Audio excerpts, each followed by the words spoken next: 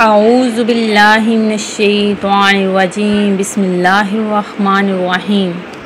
अल्लाह के नाम से शुरू जो बड़ा मेहरबान निहायत रहम करने वाला है।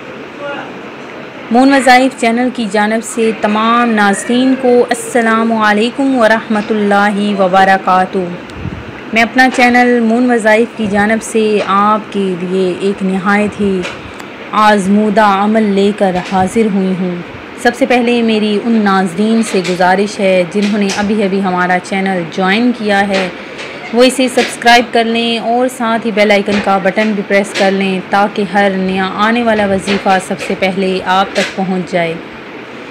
कुछ बातें ऐसी हैं कि जिनको जानकर आप भी हैरान हो जाएंगे। किनारे पर तैरने वाली लाश को देखकर ये समझ में आया कि बोझ जिस्म का नहीं सांसों का था। सफ़र का मज़ा लेना हो तो साथ सामान कम रखिए और ज़िंदगी का मज़ा लेना हो तो दिल में ख्वाहिशें कम रखिए। ज़िंदगी को इतना संजीदा लेने की ज़रूरत नहीं है, यहाँ से तो ज़िंदा बचकर कोई नहीं गया। जिनके पास सिर्फ सिक्के थे वो मज़े से भीगते रहे बारिश में और जिनके पास नोट थे वो छत की तलाश में रह गए। पैसा इंसान को ऊपर ले जा सकता है लेकिन इंसान पैसा ऊपर नहीं ले जा सकता। कमाई छोटी या बड़ी हो सकती है पर रोटी का साइज़ लगभग सभी घरों में एक जैसा ही होता है। इंसान चाहता है उड़ने को पर मिले और परिंदे सोचते हैं कि रहने को घर मिले। काम से ही पहचान होती है इंसान की, महंगे कपड़े तो पुतले भी पहनते हैं दुकानों में। नाज़रीन, जो मैं आज आपके लिए वजीफ़ा लेकर हासिल हुई हूँ वो अल्लाह पाक के 2 नाम का वजीफ़ा है और वो किस तरीके से आपने पढ़ना है वो आज की इस वीडियो में हम आपको बताएंगे। हमारी वीडियो को आखिर तक ज़रूर देखिएगा ताकि आपको अच्छे तरीके से वजीफ़ा समझ में आ जाए। दरूद पाक अरबी ज़बान का लफ्ज़ नहीं फ़ारसी का लफ्ज़ है। अरबी में इसका मुतबादल लफ्ज़ अस्सलातु अलन नबी है। अगर दरूद शरीफ का जायज़ा लिया जाए तो ये अमर खुल के वाज़े हो जाता है कि ये अपने मानो और हकीकत दोनों के एतबार से एक दुआ है। एक ऐसी दुआ जिसमें हम रब्बे कायनात से ये इल्तिजा करते हैं कि वो रसूल अकरम सल्लल्लाहु अलैहि वसल्लम पर मज़ीद रहमतें और बरकतें नाज़िल फ़रमाएँ। दुआ हमेशा मांगी जाती है, पढ़ी नहीं जाती। अफसोस ये है कि हमें दरूद पढ़ना तो सिखा दिया गया लेकिन मांगना किसी ने ना सिखाया। ज़रूरत है इस अमर की कि दरूद शरीफ के अल्फाज अदा करते हुए ये हकीकत मलहूज़ रहे कि हम अपने परवरदिगार से दुआ मांग रहे हैं। ये सोच इन अल्फाज में आपकी दिलचस्पी और लुत्फ़ दोनों को बढ़ा देगी। एक और पहलू जो हमारी तवज्जो का तालब है वो ये कि जब हम इस दरूद में आले रसूल का ज़िक्र करते हैं तो इससे मुराद महज आप अलैहिस्सलातु वस्सलाम का ख़ानदान नहीं होता बल्कि अपने वसी मानों में ये लफ्ज़ तमाम उम्मत रसूल का अहाता करता है। ये कुरान और अरबी दोनों का इसलूब है कि लफ्ज़ आल से मुराद कबीला या उम्मत भी होता है। इसलिए कुरान पाक में जब फ़िरौन के मानने वालों का जिक्र हुआ तो इन्हें आले फ़िरौन कहकर मुखातब किया गया। लिहाजा जब आइंदा आप दरूद शरीफ में आल रसूल का ज़िक्र करें तो ये जानते हुए करें कि इसमें रसूलुल्लाह सल्लल्लाहु अलैहि वसल्लम के ख़ानदान वाले भी शामिल हैं और तमाम उम्मती बशमूल मैं ख़ुद भी शामिल हूँ। जिस हरम शरीफ में ज़लज़ला नहीं आ सकता, जिस मक्का में दज्जाल दाखिल नहीं हो सकता, जिस मक्का में कौमे लूत पर आज़ाब के लिए भेजे गए पत्थर बाहर फ़िज़ा में इस आदमी के इंतज़ार के लिए मुअल्लक़ रहे जिन पर गिरने का इनको हुक्म था। जब वो आदमी हरम से निकलता तो जो पत्थर जिस पर गिरना था इस पर ही गिरता। इस मक्का में आज उम्मत मुसलमा एक आम से वायरस से खौफज़दा है। जिस काबे में हैबत इलाही इस कदर मजबूत है कि औरत और मर्द इकट्ठे तवाफ़ करते हुए एक दूसरे पर नज़र उठाने की जसारत नहीं कर सकते। खुदारा ए मुस्लिम उम्मा अपने मकाम को पहचानो। तुम्हारी साबित कदमी देखकर बाकी मज़ाहब ने इस्लाम कबूल करना था और तुम इस कदर बेयकीन हो गए कि जिसका काबा है, जिसने तुमको इबादत के लिए पूरी दुनिया के इंसानों में से अपने घर के तवाफ़ के लिए मुंतखब किया है, क्या वो तुम्हारी हिफाजत नहीं कर सकता?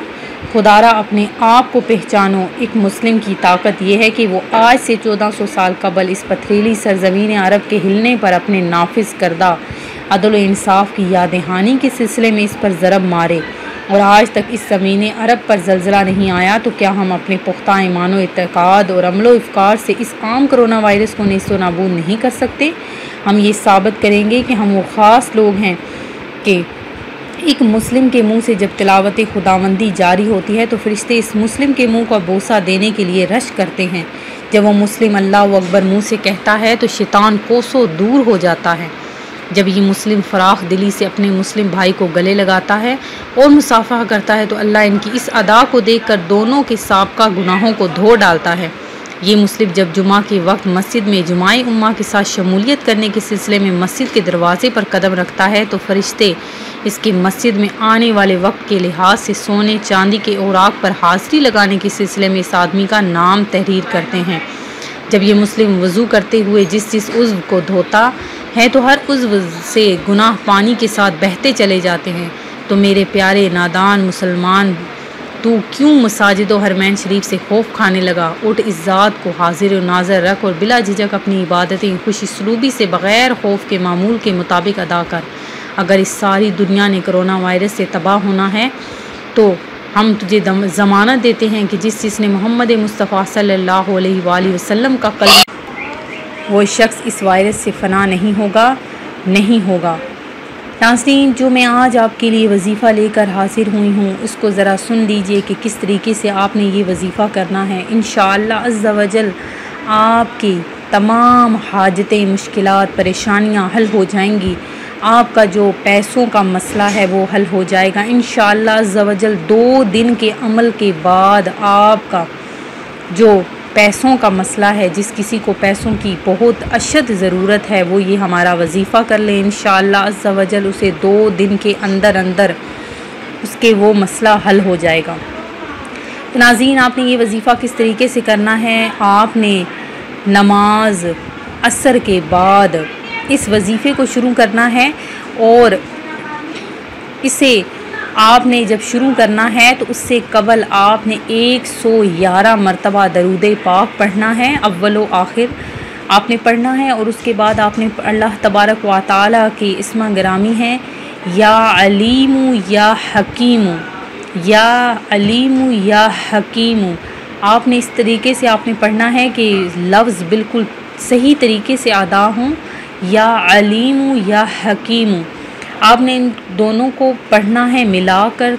आपने इन दोनों जो इसम हैं इन दोनों को आपने 500 मरतबा पढ़ना है और उसके आखिर में फिर से 111 मरतबा दरूद पाक पढ़ना है। और उसके बाद अपनी ख़ास हाजत के लिए अल्लाह तबारक व तआला से गिड़गिड़ा कर दुआ मांगनी है।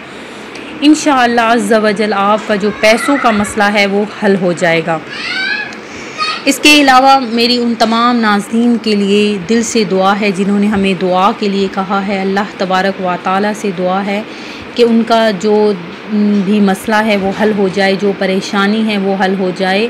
जिस चीज़ के लिए उन्होंने दुआ के लिए कहा है, अल्लाह तबारक व तआला उनकी तमाम दिली जायज़ हाजतों को पूरा अता फ़रमाए। नाज़रीन, सबसे पहले तो पंजगाना नमाज का आप एहतमाम कर लें, क्योंकि ज़िंदगी का कोई भरोसा नहीं। हमारी ज़िंदगी आज है और कल नहीं। अपने रब को राज़ी कर लें, क्योंकि अगर हमसे रब राज़ी ना हुआ और हम इस दुनिया को छोड़ के चले गए तो सारी उम्र जो हमने कब्र में गुजारनी है और वो हमारी इसी तरह गुज़रेगी। तो नाज़रीन, उस वक्त बजाय शर्मिंदगी के, पेशमानगी के हमारे पास कुछ ना होगा, तो अभी से ही अपने अमाल का मुहासबा कर लें जो मैं आपको वज़ाइफ बताती हूँ। इसके अलावा आप दरूद पाक ज़्यादा से ज़्यादा पढ़ा करें। इंशाअल्लाह ताला आपके तमाम मसाइल इस दरूद पाक की बरकतों से ही हल होना शुरू हो जाएंगे। आपको किसी वजीफ़े की ज़रूरत नहीं पड़ेगी। तो अल्लाह तबारक व तआला से मैं दुआ करती हूँ कि अल्लाह तबारक व तआला आपको अमल करने की तौफ़ीक अता फ़रमाए। ज़्यादा से ज़्यादा ज़िक्र अज़कार, इस्तग़फ़ार और दरूद व सलाम भेजा करें, पढ़ा करें और अपने रब को राज़ी करने की कोशिश करें। इंशाअल्लाह अज़्ज़ा वजल अल्लाह तबारक व तआला बहुत ज़्यादा रहमान, करीम, मेहरबान, शफ़ीक हैं। वो 70 माओं से ज़्यादा प्यार करने वाला है अपने बंदे से। उसने हमें पैदा किया है तो वो हमसे बहुत ज़्यादा प्यार करता है। आप एक दफ़ा उसे राज़ी करने की कोशिश तो करें। इंशाअल्लाह अज़्ज़ा वजल अल्लाह तबारक व तआला आपसे राज़ी हो जाएगा। सच्चे दिल से तौबा करें, इसके बाद जब एक गुनाह से तौबा कर लें तो वो दोबारा से उसका इर्तिकाब ना किया करें। मैं उम्मीद करती हूँ कि हमारा आज का वजीफ़ा आपको पसंद आया होगा। इसी तरह से मज़ीद वज़ाइफ हासिल करने के लिए हमारा चैनल मून वज़ाइफ को देखते रहिए। अपना ख्याल रखिएगा, दुआओं में याद रखिएगा। अल्लाह हाफ़िज़।